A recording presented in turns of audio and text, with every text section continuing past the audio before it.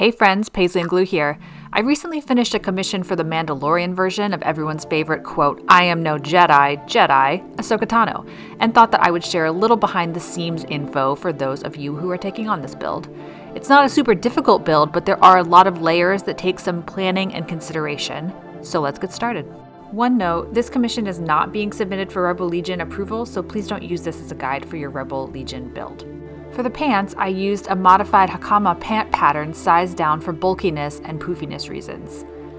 There are 2 pleats in the back and 3 pleats in the front on each side. The fashion fabric was a little sheer, so I did end up flat lining the entire thing with a bottom weight silky lining material for more opacity. I also used a waistband and fly instead of the traditional wraparound tie detail and added pockets because, obviously.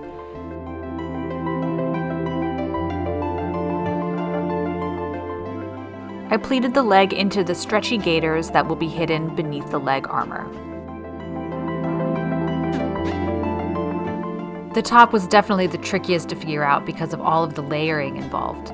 There's a stretchy spandex tank base that is visible in the back and provides the base of the front, but there are also no less than 5 layers that cross over each other in the front but aren't present in the back, which means all these layers need to resolve into the shoulder seam of the tank top without being insanely bulky.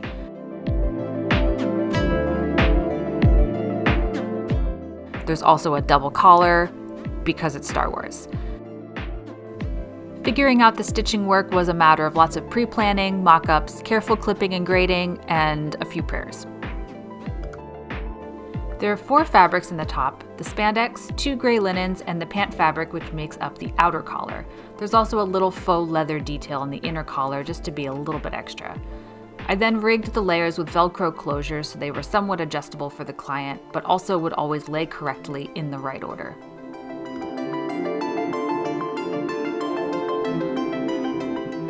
The belt and obi were a little bit more straightforward. The obi has some rigoline boning stitched into the lining to give it some structure, and I also added stretchy panels to the sides to allow for an adjustable fit. The side panels are quilted with batting and a satin stitch to make the decorative lines, and then bound off with bias tape. They attach to the obi with Velcro strips to also allow for an adjustable fit.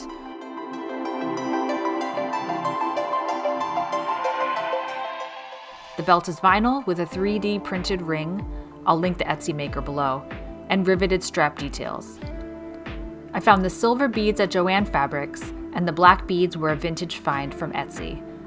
I made a break in the beads where they look like they loop behind the belt so it was more comfortable for the wearer. The armbands are made from strips of the pant fabric. I serged the edges, turned them under and top stitched, then wove the strips together using the lining piece as a pattern for my weaving.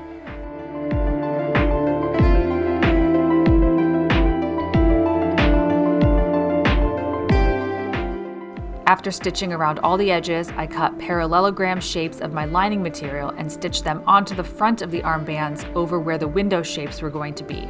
I carefully cut out the windows, clipped the corners, then turned the lining fabric to the back of the armband and whip stitched around the pieces to finish off the windows. Then I could add my stretchy panels to the underarm, adding in a zipper as I did so. I bound off the top and the bottom with bias tape, and they were done.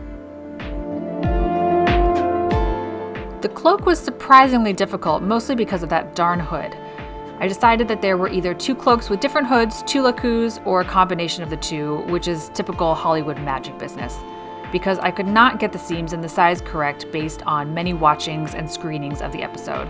I finally got something I was happy with, which ended up being a 3-part hood with 1 very long strip down the center and 2 rounded side pieces.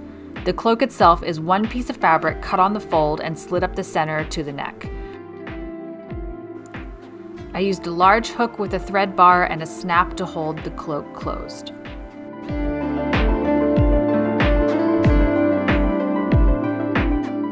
And she is done. I really had a great time making this one. I kind of not so secretly want one for myself now, but I really dislike dealing with body paint, so we will see if I decide to do it once the show comes out next year. Please let me know in the comments if you have any specific questions, and I would be happy to answer them. Hope this shed some lights on the intricacies of the costume, and happy building!